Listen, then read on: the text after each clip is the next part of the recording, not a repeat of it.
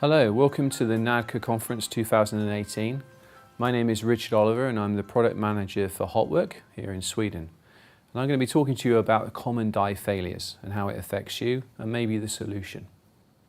So there are four main failures in high pressure die casting. There's cracking, there's soldering, there's heat checking or thermal fatigue, and also erosion. And each problem has a solution for Uddeholm. But we're now going to focus on the main failure. The main failure in high pressure die casting might surprise you. Of the four that we mentioned, it's actually heat checking, and it's by a pretty big margin. Maybe 65 to 80% of all die failure is heat checking or thermal fatigue.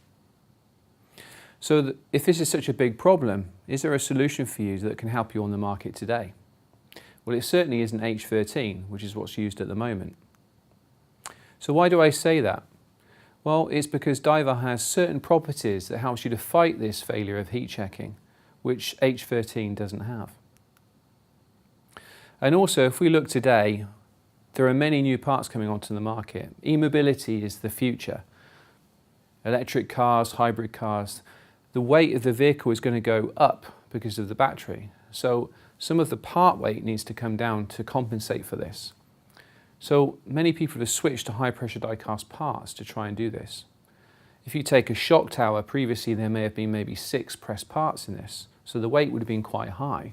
But now you can have a very complex shape cast in one part, which helps to bring down the weight. But the problem is the quality of this part has to be extremely high, particularly the surface finish. So if we take a shock tower or a structural part, how does DIVAR help you where maybe an H13 doesn't? Well, for instance, the thermal fatigue heat checking resistance of DIVAR is far superior to H13. So it helps you with die performance, number one. And also this has the knock-on effect of helping you with die maintenance, constant repairs. If you can delay heat checking, then obviously you don't need to weld repair so soon. Also, it gives you a really superior part, because if you haven't got this heat check damage on your part, then you don't have to rework it, which is also really good. And also some of these parts are getting very large, so you need big dies now to put them in. And some of these parts don't allow for what we call split lines, which if you think about it, a split line basically is a point where a crack could initiate. So in a crash, the worst thing would be for these parts to prematurely split. They're supposed to absorb the energy of the car hitting the object. So if you can have a solid insert, this is fantastic. And here we've developed DIVAR in very large sizes to give you this great properties, but also in a very big die, which is really unique. Here we see a picture of one of those dies. This is actually DIVAR in 18 tons of weight. It's a huge block of DIVAR. And what's really great is the properties in the core, in the center of this block, is very, very high. In fact, you would probably be happy with this in a small and medium sort of die, the sort of levels of toughness that we've achieved. It's been very impressive. So what gives DIVAR this great properties? Well, for heat checking resistance, you need certain properties. You need high creep strength, you need hot strength, and you also need temper resistance. And if you have these three main properties, which depend on the chemistry of the tool steel, then you have a great solution. Now, H13 doesn't have this compared to DIVAR. But also, if you can have a big die, you also need great toughness. So this is where ESR comes into the mix. An ESR tool steel will give you great ductility and great toughness, which you need as well. So you bring those two things together and you get DIVAR, which is a solution we offer. Also in the product portfolio, we also mention Unimax. This could be used for gates, if you can insert gate areas, and core pins. This material has an extreme high hardness for high pressure die casting.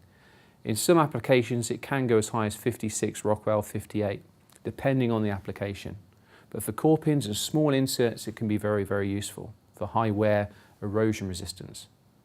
And then we have Q90, which is the best tool steel we make for what we call temper back effect.